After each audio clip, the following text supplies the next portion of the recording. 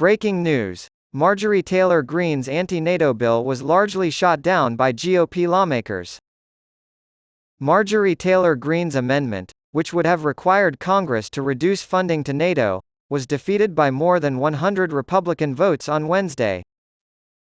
Linked to H.R. 4366, a bill that will fund military construction, the Department of Veterans Affairs, VA, and other agencies for the 2024 fiscal year, was an amendment from the Georgia representative, a Trump loyalist and Republican hardliner who has recently risen to become one of the most important figures within the GOP. Greene proposed Amendment 3 to get rid of the $73 million boost to the NATO Security Investment Program. The Democrats' goal with this additional funding is to escalate U.S. involvement in the conflict in Ukraine. Greene tweeted this about her amendment to the Constitution on Wednesday before a vote in the House. 14 Taylor, Marjorie Republicans overwhelmingly oppose Greene's anti-NATO bill. Marjorie Taylor Greene's amendment, which would have required Congress to reduce funding to NATO, was defeated by more than 100 Republican votes on Wednesday. Linked to H.R. 4366, a bill that will fund military construction, the Department of Veterans Affairs, VA, and other agencies for the 2024 fiscal year, was an amendment from the Georgia representative, a Trump loyalist and Republican hardliner who has recently risen to become one of the most important figures within the GOP. An alteration suggested by Greene, in a video clip posted to Twitter, or X, Greene is heard telling the House that the United States contributes more than our fair share to NATO for Europe's defense, and it's time for European countries to pay their dues.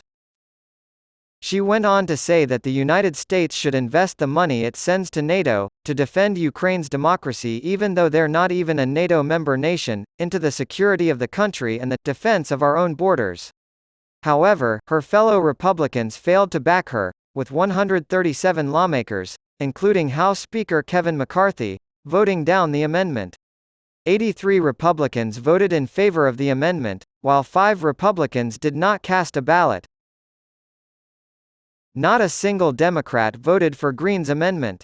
There were 210 Democratic no votes and 5 no-shows. By a vote of 347 to 83, the amendment was shot down. Greene posted a video after the vote of her speech to the House on border security on Wednesday. As one critic put it, "How can the U.S. fund a war in Ukraine when we can't even protect our own border to prevent tragedy?" Although some Republicans oppose it, the United States is Ukraine's largest provider of military assistance, having pledged $42 billion in military aid since the beginning of the Biden administration. Russia invaded Ukraine in February 2022, and since then, Ukraine has been locked in a counteroffensive. Air Defense Communication and Information Systems, military headquarters for the Integrated Command Structure and for Deployed Operations, and Critical Airfield, Fuel System, and Maritime Infrastructure are all provided by the NATO Security Investment Program, which is funded by NATO member states. This wasn't Greene's first legislative stab at weakening American support for NATO.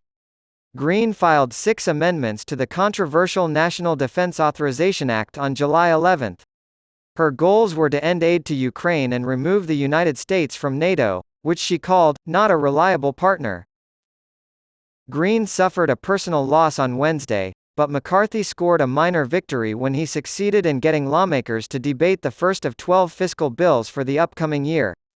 After much back and forth, the House approved the Military Construction and Veterans Affairs bill with a final vote of 217 to 206. The vote was mostly along party lines, with 2 Republicans voting no.